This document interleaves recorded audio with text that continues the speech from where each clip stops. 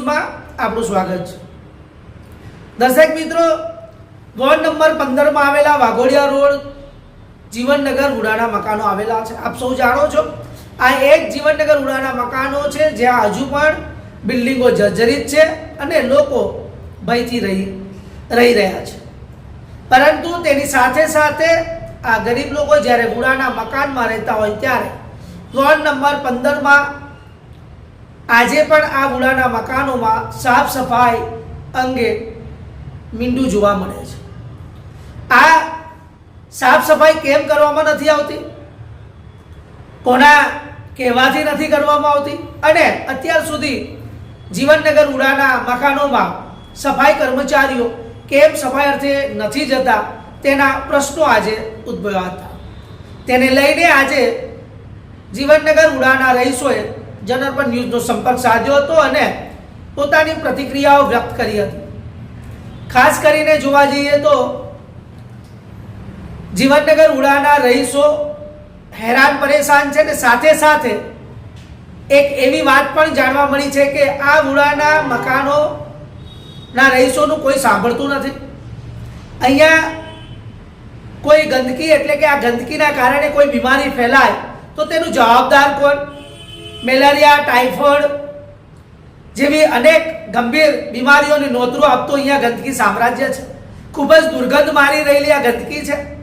Ward officer તેમજ વોર્ડના અન્ય કર્મચારીઓ, વડોદરા શહેરના મ્યુનિસિપલ કમિશનર, સાથે સાથે જવાબદાર નેતાઓ અને કાઉન્સિલરો, આ તમામ લોકોએ આ ગરીબ લોકોની સાર સંભાળ લેવી જોઈએ, ખબર અંતર પૂછવી જોઈએ અને માત્ર ને માત્ર વોટના ટાઈમે જ ત્યાં ઢોલ નગારા લઈને જવું અને ગરીબ લોકોને ગુમરાહ કરવા એ કેટલા હદે યોગ્ય છે। આપ સૌ જાણો છો દર્શક મિત્રો કે જીવનનગર ઉડાના મકાનમાં થોડા સમય પહેલા જ છત પડી હતી ને છતના કારણે એક વૃદ્ધા તેમજ એક દીકરીને ઈજા પામતા માંડ બચાવ થયો હતો।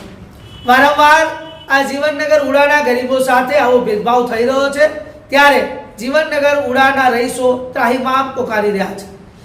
આપણા ભારતના પ્રધાનમંત્રી નરેન્દ્ર મોદીજી આપણને સ્વચ્છ ભારત માટે વારંવાર સંદેશો પાઠવતા હોય છે અને કરોડો રૂપિયાની જાહેરાતો પણ કરતા હોય છે, તેમજ મીડિયાના માધ્યમથી હોય, સોશિયલ મીડિયાના માધ્યમથી હોય અનેક પોસ્ટો પણ આપ સૌ વાંચતા હોય છે, પરંતુ જીવનનગર ઉડાના મકાનોમાં સ્વચ્છ અભિયાનનું કોઈ પણ જે કહેવાય કે કાયદો લાગુ પડતો નથી। સ્વચ્છ અભિયાન માત્ર ને માત્ર ખાલી મોદી સાહેબ પોસ્ટર બોર્ડ પર જ જોવા મળી રહ્યા છે। શું આ અહેવાલ બાદ તંત્રની આંખો ખુલે છે કે કેમ અને જીવનનગર ઉડાના રહીશોને કેટલી જલ્દી સ્વચ્છતા કરી આપવામાં આવશે તે જોવાનું રહેશે। આવો સાંભળીએ શું કહી રહ્યા છે જીવનનગર ઉડાના રહીશો। બ્યુરો રિપોર્ટ રાહુલ સાથે સુરેશ કહા। શું પ્રોબ્લેમ છે? અમારા ત્યાંથી વેરા તો ડબલ વેરા માંગે છે, બધું રીતના કોઈ સાફ સફાઈ કોઈ કરતું નથી, બરાબર છે। આવે છે ઉપર કરીને બધા જતા રહે છે, ખાલી આમગીરી આટલું કામગીરી કરે આટલું કામગીરી કરે એમ કરીને જતા રહે છે। આ મકાનોની હાલતો જુઓ તમે, આ કાકાને પૂછી જુઓ।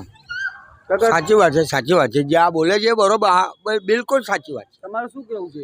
મારે એ જ કહેવાનું છે કે પોતે તો આવો, કેટલા વિડીયો ઉતારશો તમે, કેટલા બધા વિડીયો ઉતાર્યા છે તમે, પોતે તો આવો અહીં આવીને તમે પોતે તપાસ કરો। કોઈ 2000 વિડીયો બનાવ્યા છે પણ કોઈ એકે આવ્યું નથી। આ તો અમારા સુરેશભાઈ આટલી મહેનત કરે છે અમારા મહેલાના છે એના માટે।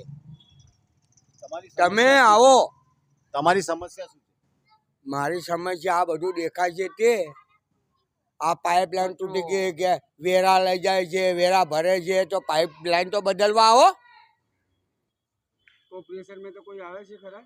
તો વેરા કેવી રીતે ભરે? અમે જઈએ છીએ વેરા આપવાને, વેરા ભરીએ છીએ, પાવતીઓ લાવીએ છીએ, તો આ બધું એમનો સુધારો ના કરવો પડે?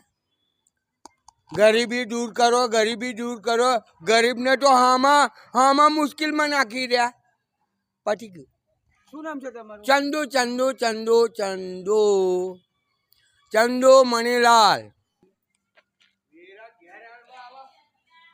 बोलो भाई, तुम्हारा શું तकलीफ है? गाड़ी कचरा हमारा तो ये देख लो, साफ सफाई नहीं होता है, ये मकान सब चूहा है, कोई सब मकाने में टिप टिप चूरा है, पानी में नले से आते हैं, नल में से गिरते हैं, सब साफ सफाई नहीं होता है, यही सब है। और क्या करें, मकान सब गिर रहा, देखो ना आप हालत क्या है। ऊपर से कोई सुनने वाला नहीं है।